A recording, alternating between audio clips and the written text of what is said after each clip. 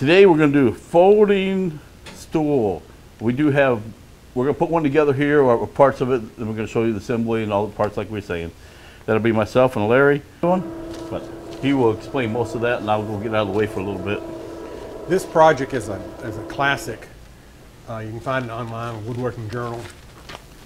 Here's the URL. You can get it free offline from Woodworking Journal, or if you think you'll get more detail, you can get it from Rockler for $1 for 10 downloads, which is the same plan. So there it is. Basically, we looked at that a couple months ago and thought we could do that. And Rob's got a library upstairs that he thought, it's an 8-foot cabinet that we built for him, so he thought it'd be good to have a stepping stool to go into it. So the first thing you do is you download the plan. Can you bring that picture up? Yep. And when you download the plan, it gives you pretty straight instructions. It also gives you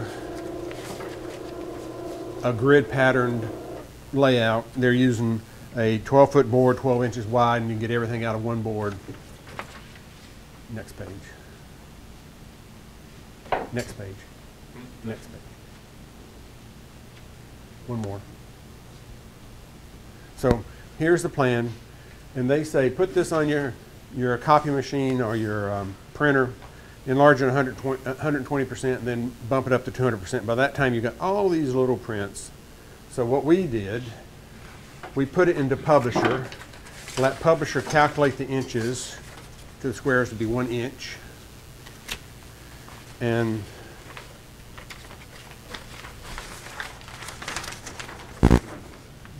that we took it to Staples and staple printed the whole thing out for about $4, which was a lot quicker than the day I spent trying to get programs like Big Print to print it, and I won't mention how many pages I lost through the printer, so it was more economical just to carry.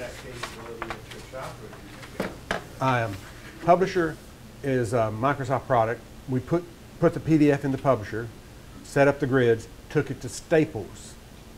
Staples is our Office Depot, Office Depot, one of those, and their print shop printed up on a large sheet. Then we took that large sheet, put it on a piece of plywood, and we set up a template. We built 3 of these, so a template was required by us. You could probably put it on a sheet and use it once. It gives you all the dimensions, and the dimensions are very important. The distance from here to here and from here to here is important, because when the chair flips over and it's sitting on the stool, it won't sit right unless you maintain this dimension to within a 1/16 of an inch.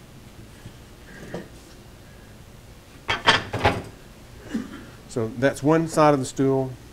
Here's the other. Then what we did, and this is pretty much in the instruction, we took this on a raw board like this, put it on a board like this, double-face taped it, and double-face tape is good for holding things down, but when you're running patterns of double-face tape, it has a tendency to shift vertically. So we usually put 1 or 2 pin nails in it so it doesn't shift. And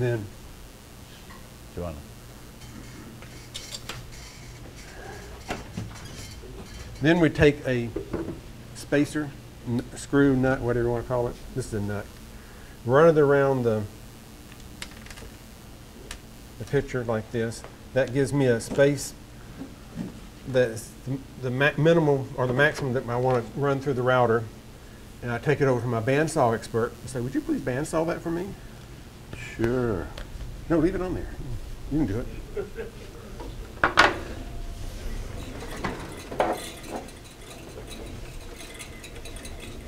You get that? Because I can't. Actually, it worked fantastic having little squares from that nut, because I could go all the way around the edge and you couldn't tell the difference between that and the washer. I've usually done it with a washer. The washer's not thick enough though. Yeah. Well, the biggest thing was that nut was that thick, so it was easier. If you have a thin enough washer, you might slip out of there. The nut did a fantastic job. The other way I did, I put it on the end of a pencil and there.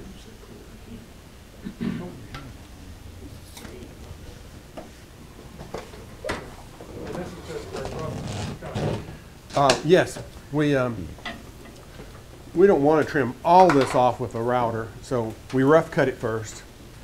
And the inside, while he's setting that up, we drilled holes in here, and the first one we cut out on a scroll saw.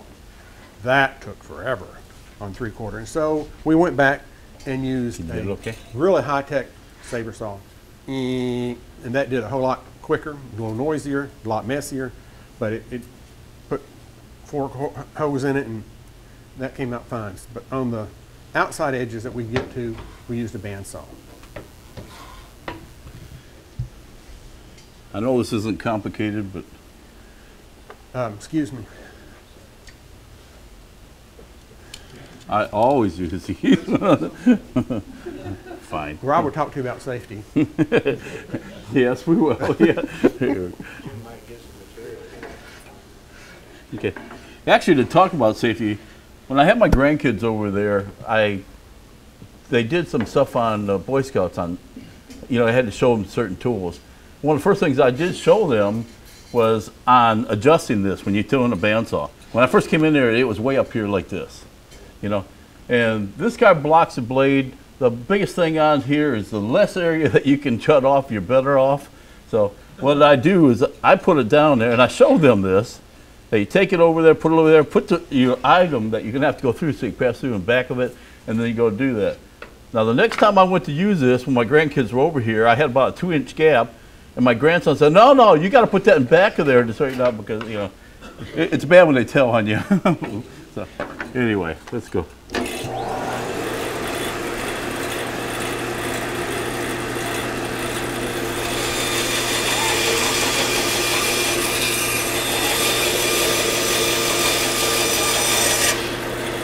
Eric, you want this now, or?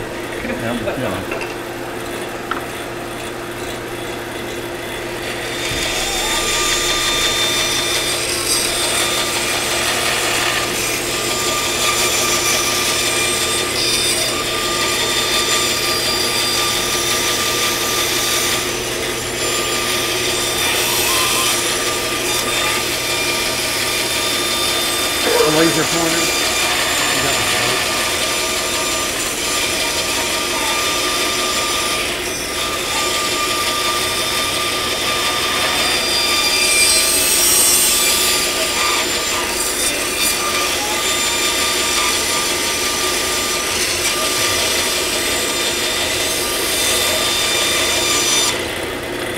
Now the piece he's cutting is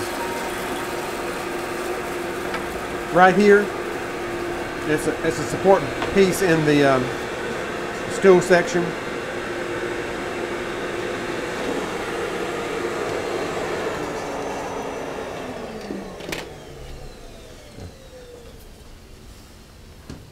Left the board straight edge, no point in routing that.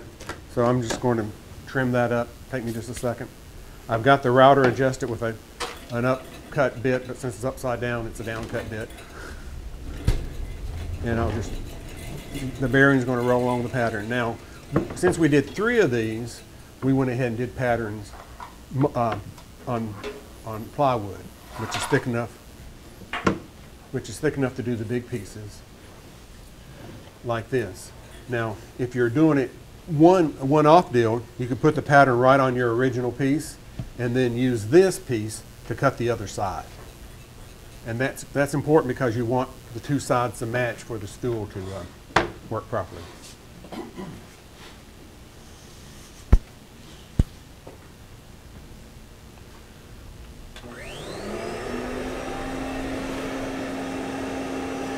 When using a router,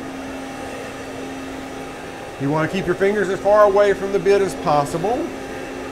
You remember that the router is turning this way, so you're feeding to the router this way on the front and this way on the back. And if you're using a large head on the router at a slow speed, and this one, by the way, is set to 10,000, which is too slow for me. So, you ready? Here we go.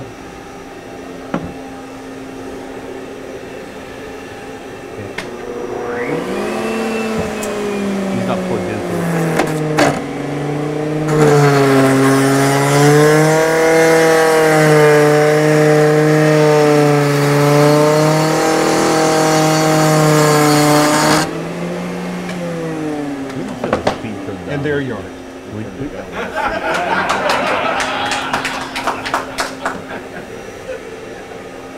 Wow, that was good.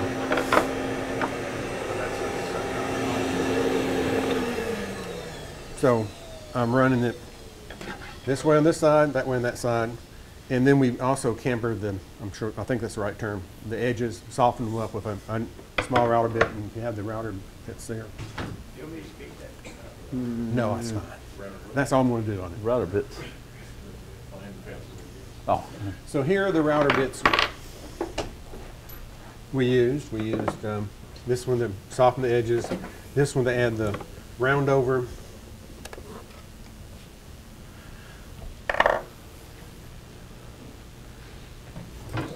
The round over on all the pieces.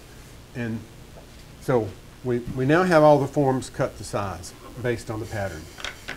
Next thing we're going to work on is the stool sides, and we're going to cut a slot here.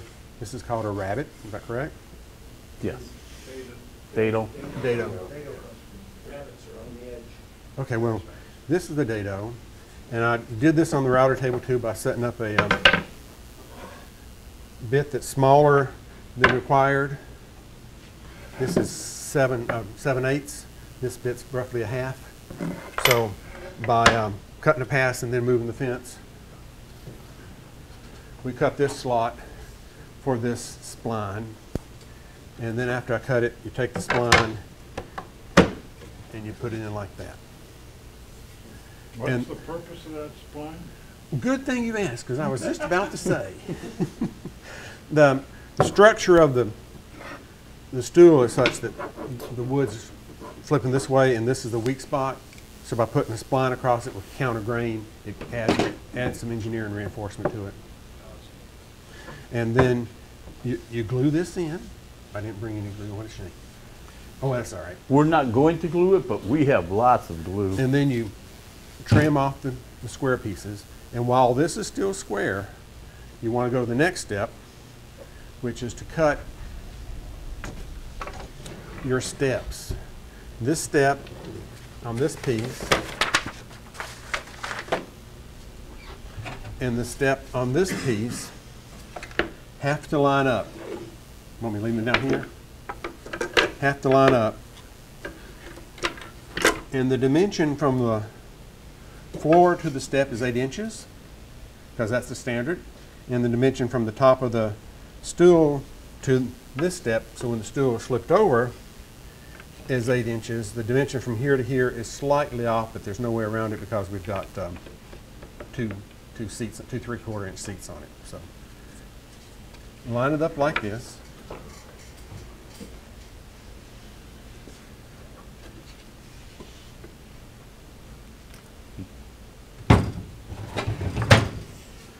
Everything's still square.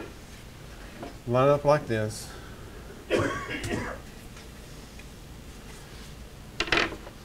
See whether now, if this piece was still on a square board, you could calculate this.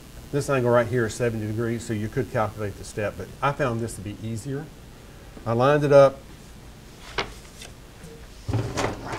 put a board across the top because that's your critical dimension. What you need? Took a simple board like this. It's cut exactly 8 inches from the bottom of the stool, right? So you can see that line's right up on that line. This is a step we've cut out. So I put the step right there because wood varies in thickness. Butt the other piece up against it. Nail them down. Put a stop here, and then I run my little plunge router right through there. And the plunge router has a mortising bit on it with a bearing above the bit. And this mortise bit is a little higher than I need it because the slot I'm cutting is only 1/8 of an inch, so I had to go to a thicker board here. So that board is 1 inch plus 1/8 of an inch means that's 1/8. The plunger is set for 1 to 8 inches deep. Right. Put it down, I know. So run that back and forth. You now have your steps made. Yes, you have that, those two steps here made. Put that aside. And you should make them without the pattern on it, by the way. Here's the other side. Is there a way to determine the maximum amount of weight that those guys?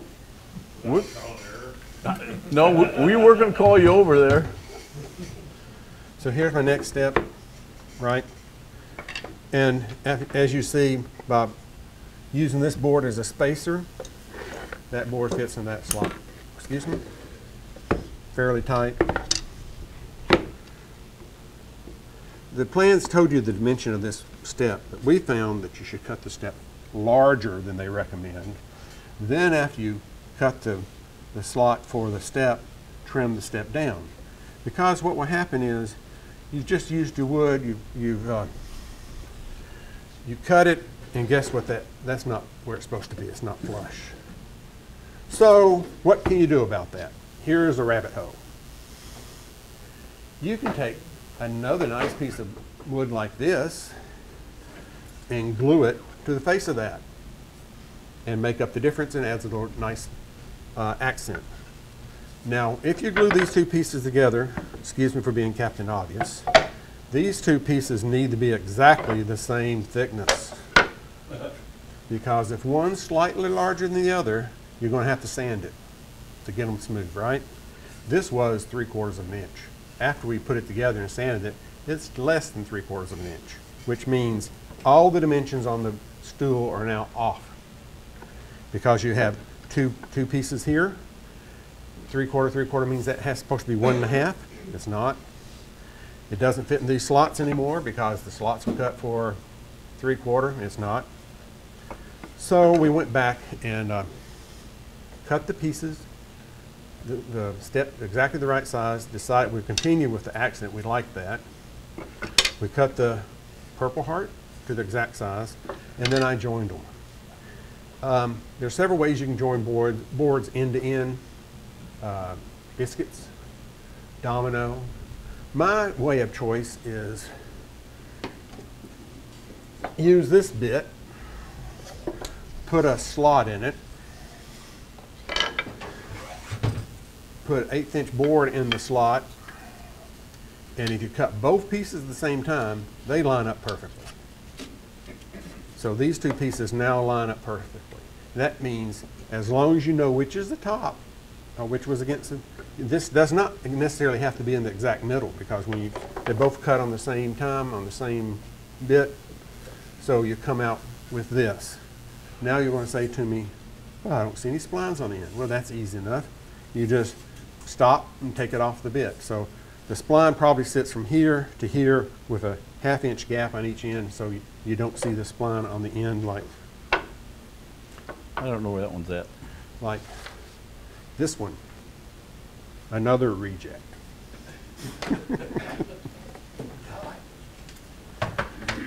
Okay, so we now got all the boards cut to the right size. We got the slot in them. We run them all through the router with a 1/4 inch bit to put the bull nose on this.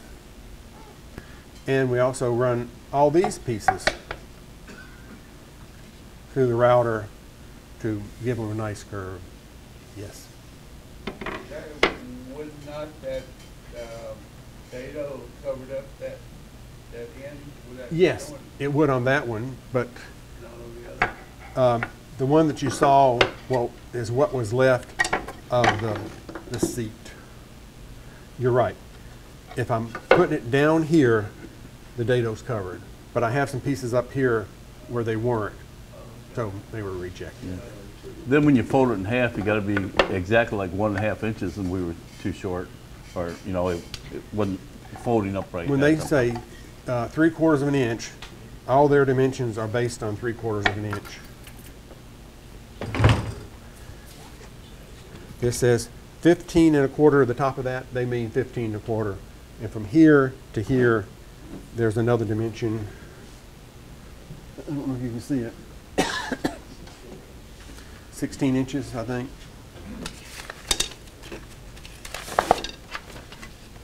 right, 17 and a half, right there.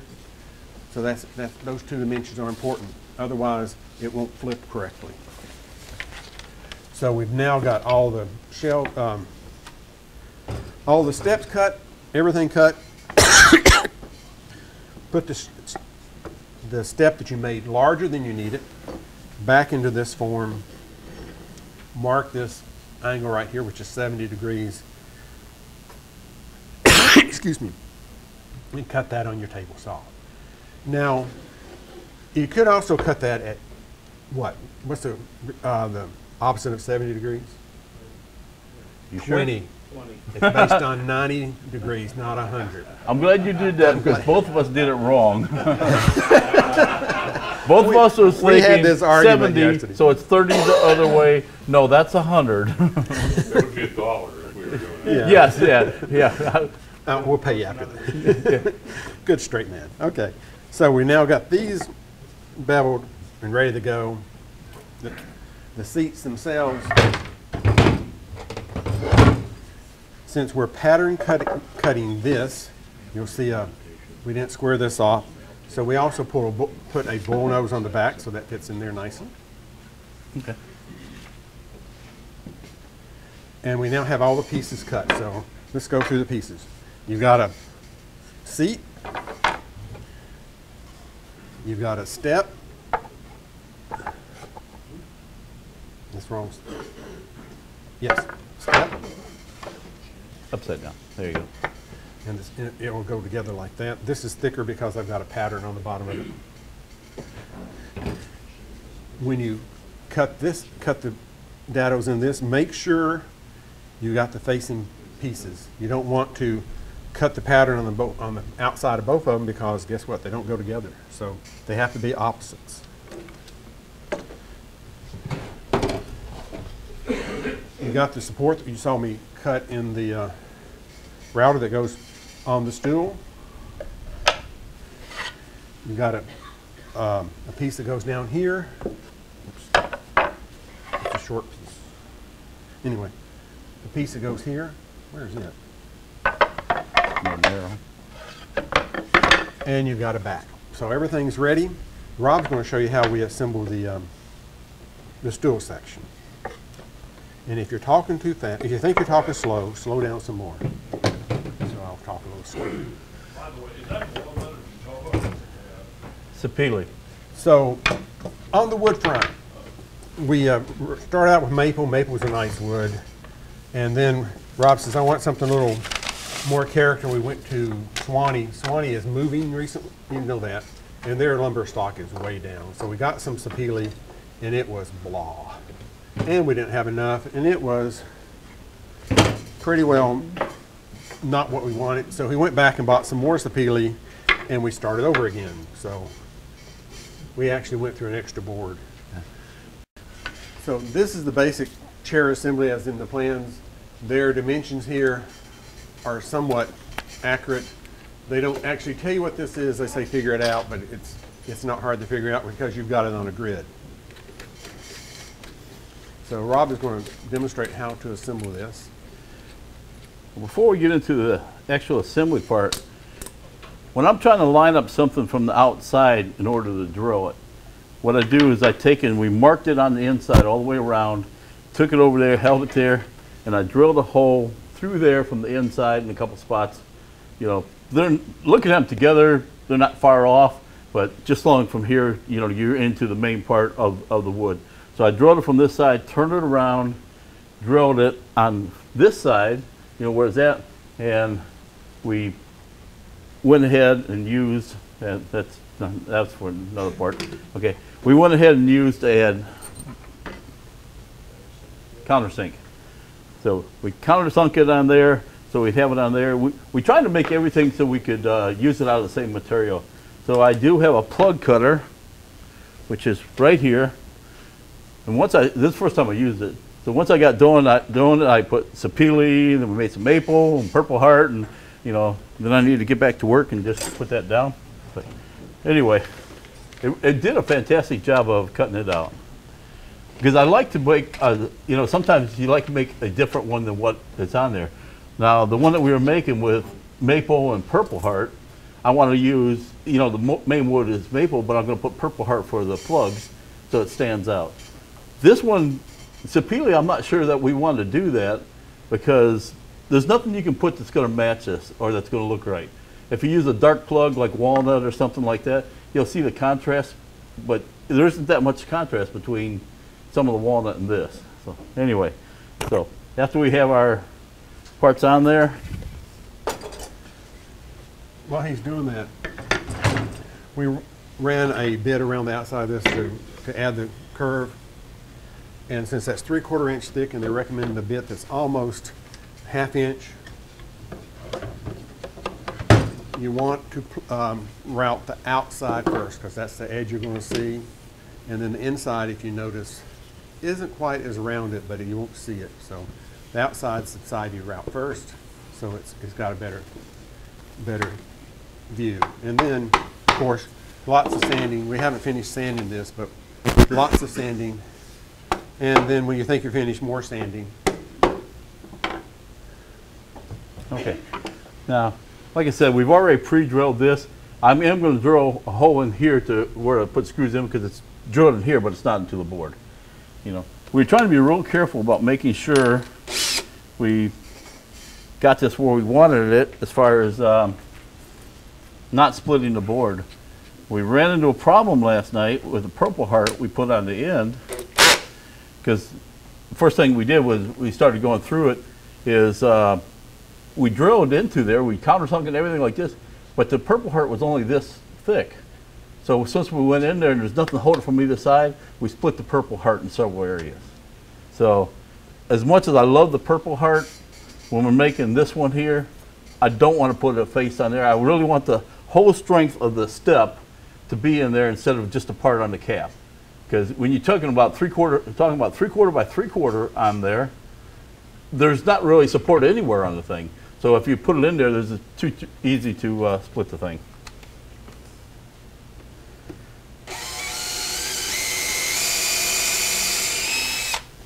I should have taken some pictures last night. We had 5 drills sitting on the counter. Because we were drilling a hole, we were putting the countersink, and we had one for the thing there, and then something else. And so 5 was just the right amount.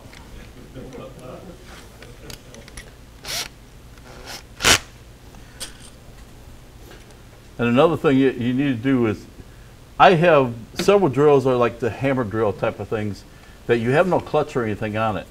And one of the things that actually did split that wood was we were using this one and we had it all the way over where it locked in place. So that it wasn't going to stop, and you're only talking about small screws. So as soon as we put it in there, we snapped it. So just make sure you just, you know, turn it down so it's not going to go so deep. You know, we learned a lot. When you go back to about 3 or 4 on the setting here. on the screws, when you put wood. Oh, the setting on these?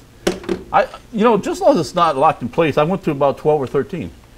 You know, you don't need a lot. You know, I mean, this is 11 here, or 10. So you didn't have to go far from there. Now, when I lined it up, if you can see it on here, I'm lining it up even with right here. And we're going to do the same thing on there. Now, this is beveled at a really nice angle. And did it say to bevel, or was that just, okay.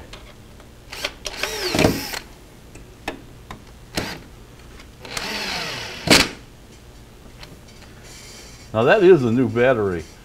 We found out in the beginning, this does not have the torque to put it into very much as what it should be, because we charged it up afterwards. So I figured we'd try them all. That's why we have 5 drills out there.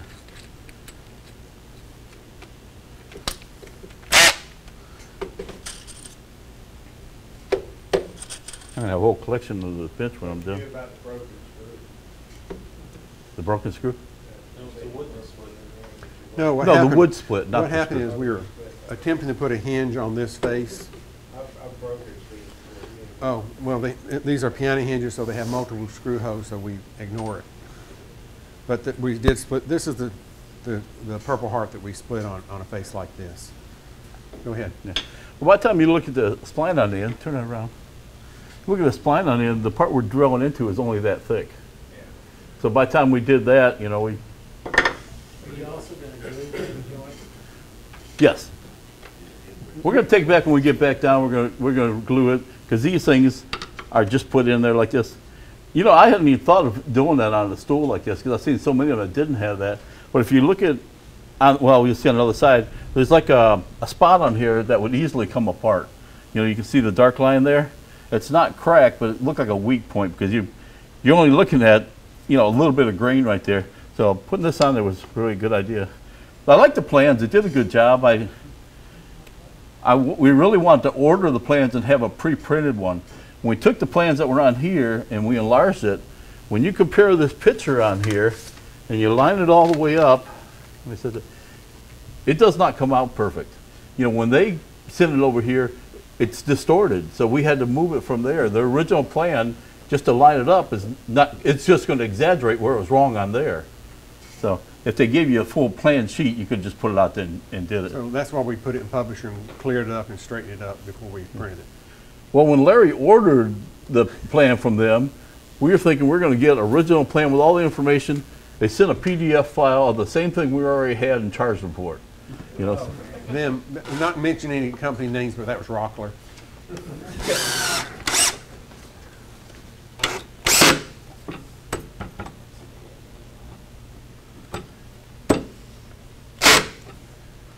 So much nicer. So I spent a day trying to print the plans out of my printer and work that way. And my wife says, you know, I can put that in my Publisher, school teacher, and have that done for you in no time. No, I'll do it. 2 days later, she took it off to Office Depot, and she never said I told you so, but she smiled a lot. You know, FedEx has a place over Yeah. there, you get it done. With a nice plotter. Yeah. Yeah, big. That's what Staples did. Lynn is the brains of the family. I ran into the same thing when I did that Craig jig that I built. The plans were not exactly right. You have to kind of, Well, we measured it, and one square would be an inch, and the next square would be an inch and an eighth. And anytime when they say blow it up to a certain amount, be suspicious. that's good.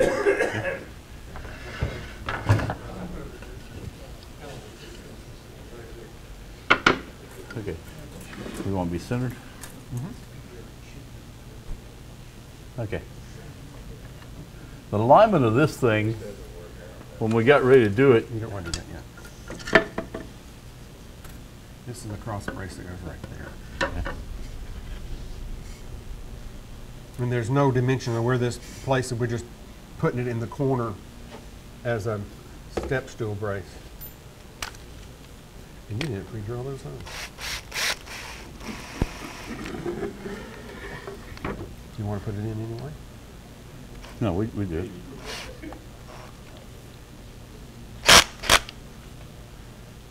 Okay. Can you see what I'm lined up? This one? Looks good there. We were planning on pre-drilling this. We forgot it.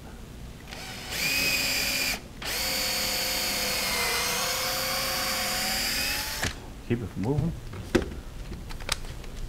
Now you can use clamps instead of a second person. Clamps really work much more accurately. Yeah, but it doesn't give you anybody to talk to.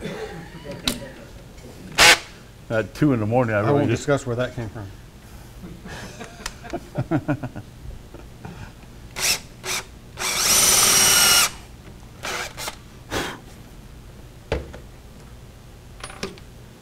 see, this is why we needed more drills, so we wouldn't have to be changing these bits back and forth. While you're doing that, I've done similar dado setups like that for bookshelves, and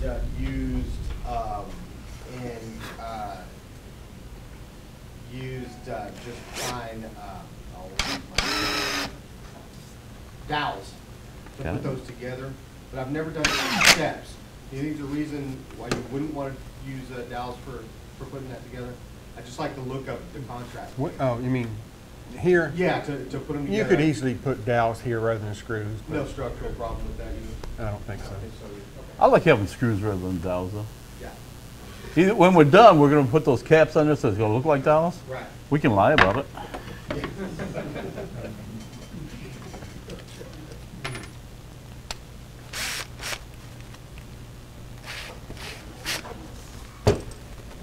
Screws are normally a lot easier to repair something than that's valve. You wanna clamp it? What the heck, we got clamps? Just do it from the other side. On the front of the table. Okay.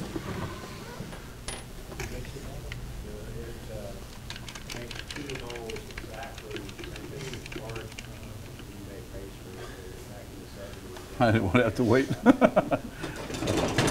Okay, you ready?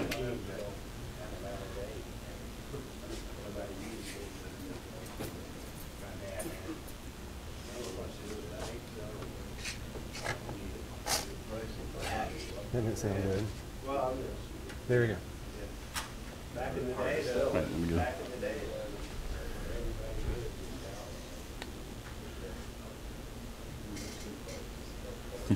There's a crack in there. It was very.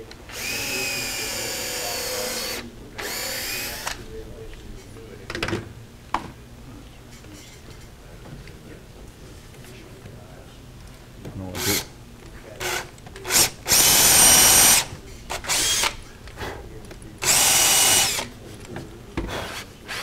Do, do, do, do, do, do, All right. do, do, do, do, do, do, do, do, do, do, do.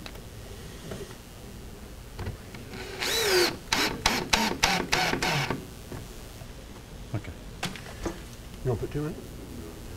Yeah, we can do it while we're doing it. Me. Well, you don't have to put two in it. No, we'll do it later. That's right. Okay. Now the stool has two tops that fit together, and makes it a pretty wide spot to sit on. So here's the top here, and it is lined up with this side so that when this is sitting here,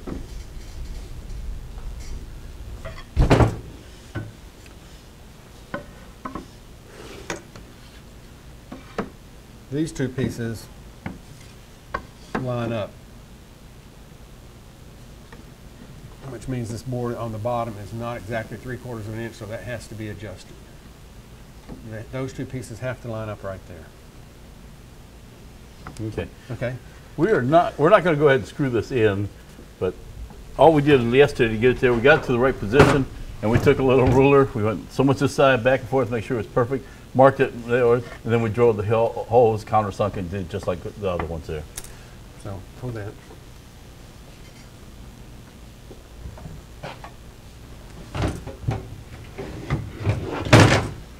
And this.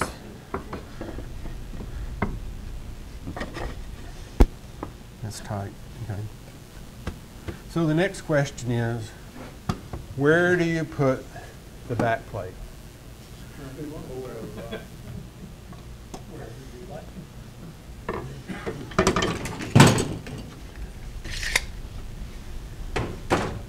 You have to put it on the same dimension on both sides, down from the top. It needs to be centered. So after measuring one of them, I said, that's not going to make it. We had to make a jig. Here you go. Yeah. So that goes on like that. This fits in a slot right there. This piece goes on like that, which centers it, and then you put the hose through it. And then when you turn around this way, that's still centered, but because there's an angle there, you take this off and go this way, and now on the back side it's centered, right? This is one of those jigs that I wouldn't have thought of, but he did that when I wasn't looking, and I come back. It was so easy to put that together. I didn't want to tell him he did a great job, but yeah, I will admit to you, his jig saved me a lot of time. So, are there any questions so far? Okay, let me take that down. I have a question. So why is it it's not cut so the back part sits on the floor? This there, so we wait. You mean this piece here, sir? Yeah. Because it's a step. When you turn it over. Okay, so let's discuss the next area that we'll come back to that, okay? Discuss the next area we had a real problem with. Did you bring a piano hinge? Yeah. Putting the piano hinge, once it's cut to the right length, I have one sitting back here. okay? These two pieces have to be lined up so that the top is going to flip over the top over here and sit like that with the other seat. And that's now, you see why this distance is critical, because if it's not right, if this distance doesn't match this distance, you don't have the support you need for the stepping stool. So you want to tell them how you finally figured out how to do the hinge? Sure. You can't just take a hinge and go, oh, there it is. Nope, it doesn't work. Oops, it's crooked. Nope, it doesn't work. Oops, we split the wood because we've got 4 holes in it now. It doesn't work. So Rob came up with a nice solution on how to do that. Okay. Well, the first thing we did when we first put them over there, let me turn around. We put this up here, and I thought this would be perfect because we ordered this hinge for the size. You're going to have to close it down like that. We put it over there, and we found out no matter how you put it, we were proud on the top, we were proud on the bottom. So we figured that was going to be messed up because you're going to, we put it on like that. But when you put it on there, you could feel this ridge here, you know. And that's what it's open. When you shut it down, it was on there. So we tried it on there. That didn't work out right. So we got another hinge that's not as thick. Figure that'll work. So we put the not so thick piece on there, and that didn't open to the right position either. So what we ended up doing afterward was we put it on and we eyeballed it. What we're trying to do is, so you're sitting down, you didn't feel the hinge on there. Well, it is made so you're going to feel that hinge on there. One way or another, we weren't going to be happy. So anyway, we put it on, had the hinge over there, and we looked in between with the 2 boards sitting here. We eyeballed across here, clamped it, and we put the hinge on, so we were right in the center. The center, let me put it over here, yeah. Okay, the center of the hinge here and the center of there, that pin that goes through there was right in the center. Then we held it in place, clamped it, and put the screws in, and then when we opened up, it worked. It still has, you've got a gap about that much where the hinge is sitting above it, but it is made to do that. Okay. You know, didn't like that idea, but So now we have all these exposed toes, and we've got nice plugs that Rob did on the drill press. No editorial comment there. I'm over there trying to figure out how to make my router work, and Rob's over there on the drill press. He's having I was fun. kind of enjoying myself.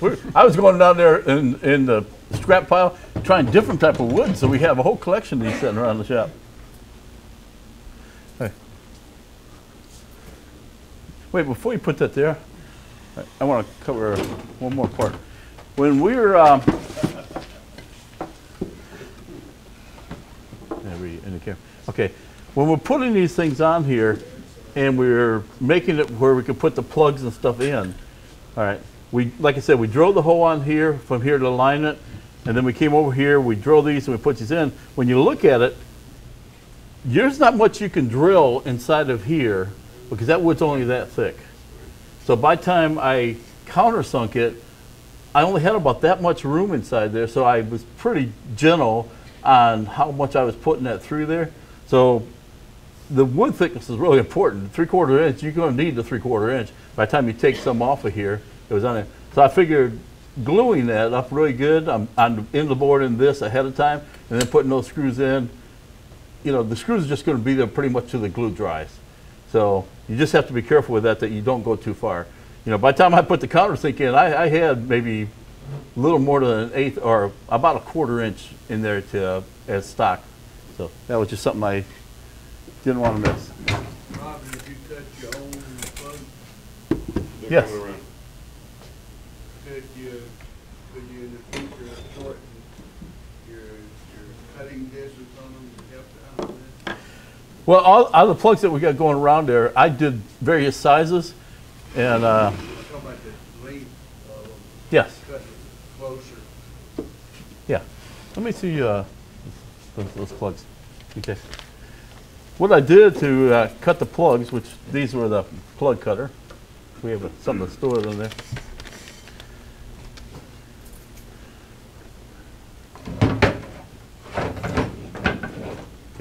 I took the regular board like this, and for the plugs I went on the end of it, and I went in and I set my drill press so I was going about that deep into it. Okay, so I wouldn't go any farther. So I put that in, and I went on the end of the board, and I went like five, several rows of it, and I had an area about that big. And then I took my bandsaw, so I would go just about that part, and then I went in there like resawing, and I went across. And after you go across, I had a whole thing in here. You can't just take it out because all those plugs are getting caught in the blade. So I had to break the fence loose, take it, and then dump it and put it in there. That was a very efficient way of making all these plugs because I could do like 25, 30 at a time. And the only thing is I had to realign the fence again, which was easy because I dumped the plugs out and I put it back, and then I put the fence right where I'm in the same slot, and I go from there. So this is the chair complete. You have to turn it the right way. It flips over this way. This step now is almost an inch. These boards were where we glued up Purple Heart. Instead of all this being 3/4 of an inch, it's a little less than 3/4 of an inch, which presents some issues. For one thing, the slots I cut for the steps were a little large. We had to fix that. And if you can't see it, hold on. If you look here, we've got Felt pads. felt pads, so when it comes over this way, it's at the correct height. Now, if the lumber was exactly 3/4 of an inch, that wouldn't happen. Also, in the process of rounding this top off after it was all built, running the router bit around the top, rounded the top off almost to 1/16 of an inch, which meant when we went this way, felt pads.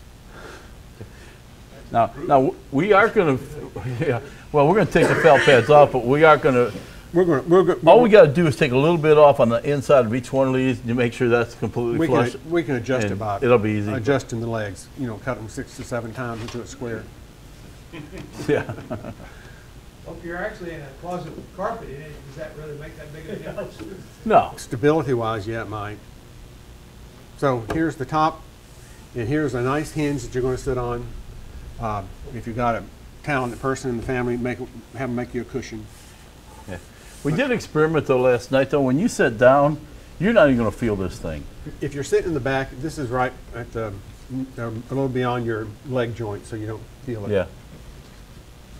That'd be fun with shorts. Yeah. Yeah. So, any questions? Yes. How practical did it feel as a step stool? How practical is it as a step Yeah, stool? I mean, it looks like it's a steep angle, and you actually have it set as a ladder, but is it pretty comfortable for using that way? We're going to have Joe stand on it because we don't want anybody really, really heavy. No, I'm not going to trust Joe.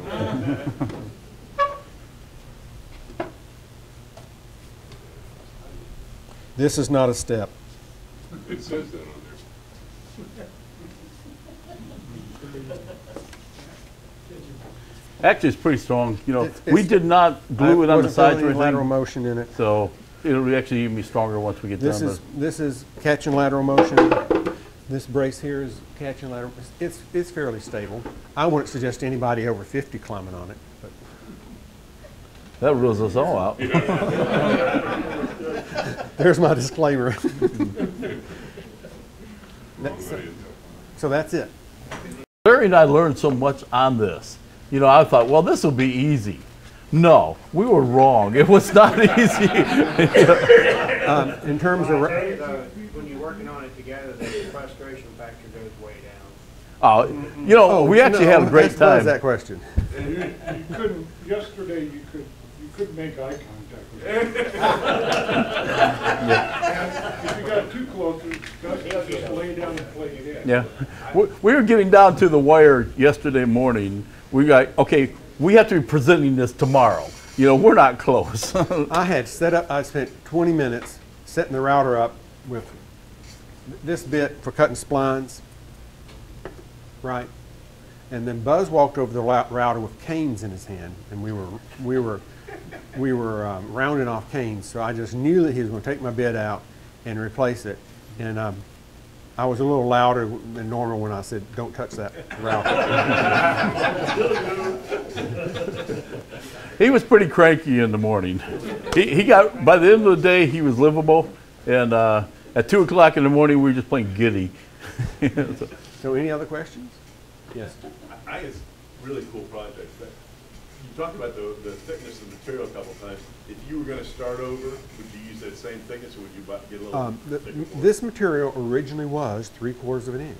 Yeah. When we added the Purple Heart as an accent mark, we ran it through the sander, and we lost maybe 1/16 of an inch. Well, 1/16 of an inch in terms of from that distance and turn it over makes a difference. So yes, I'd still use 3/4 of an inch. No, but I'd verify that it was 3/4. I would actually go, A little thicker. I would go with 7/8 and then go down to 3/4. You know, if we started 3/4 again, by the time we sand it, you're going to make enough difference just in sanding and everything that you might have problems. But it's not hard to fix. I mean, like I said, on the top there, all you do is you level out the legs. You know, if anybody's made a chair and you go to level out the legs, well, you lower this one, well, now the other one's too tall, and they do the other one, and after a while you go out to IKEA and just buy something and not have to worry about it. But, Yes, sir. go ahead, Gary. You bought your lumber there at Sewanee Lumber. Do you have an option on your thicknesses that you purchase, or are you relegated to whatever they have? No, yeah, you do have some options on it. They do have some, most of the stuff in their stall there is setting that 3/4 inch. But if you look at, sometimes they do have another section or something, and they can get you whatever thickness you want. But the stuff that's set out there is normally, and some of it is 7/8. Well, they call 3/4 of an inch 1 inch. So you can buy 5/4, which is actually 1 inch when it's 4/4 is 3/4, I know, well, and 4/4 5/4 Right. is 1 inch. So Yeah. 5/4 Right. is 1 inch. Yeah. 4/4. Yeah. Sometimes it's 13 16, when did they Yeah. go just to 3/4? Well, it's not. It's a little bit more than 3/4. Yeah, 13 16 is what it But if you run it, but it also comes out rough, which means sometimes you run it through the planer. When you run it through the planer, you have to be careful that you. This project's perfect for air dried wood, so Yes. You know anybody with air? You know anybody that's got air dried wood? come see me if you want to. Well, one thing with your legs and stuff you're putting on there, you know, you don't have that great size-wise pieces. Because when we put them on there, this maple, once we started cutting it up, decided to be deformed like us. And so when we put them on there and they were rocking a little bit, we were really worried when we put together, you know, how much it's going to be off. But by the time we were done, you know, they're only pieces like this wide and a little bit here and there. So it's not like you're putting in, you know, like 12 inches by a certain part. It really worked out really easy with having a little twist in it. There was no problem getting that out. Yeah, and we ran them through the sander and different things when we were done with certain parts, and that all smoothed it out pretty nice. So. The drum sander does do a good job of leveling the surface, but it also takes off material more than you think. Yeah. Well, you know, comparing the drum sander with the planer, you know, the planer's gonna, you set it to a setting and you run 10 pieces of wood, they're gonna be exactly the same. And a drum sander, when you put that through there, they are not. You know, when you run it through there, you know, the more you use the sandpaper, the less effective it's going to be. But you run through 4 or 5 pieces and you mic them, they're not going to be that accurate. And it's also the platen on the bottom is kind of rubbery for a reason. Well, you're pretty solid where it's running across there, but the platen that goes around it with a belt, that's a roller that sits there. You know, you have parts on it, and depending on how much, you know, you set it to a certain setting, you can run it through 5 or 6 times. And, or a planer, you run it through one time, it's not doing anything the second time. So depending on how much you run it through, how much it's going to go down. But, any more questions? Anyway, thanks for coming out.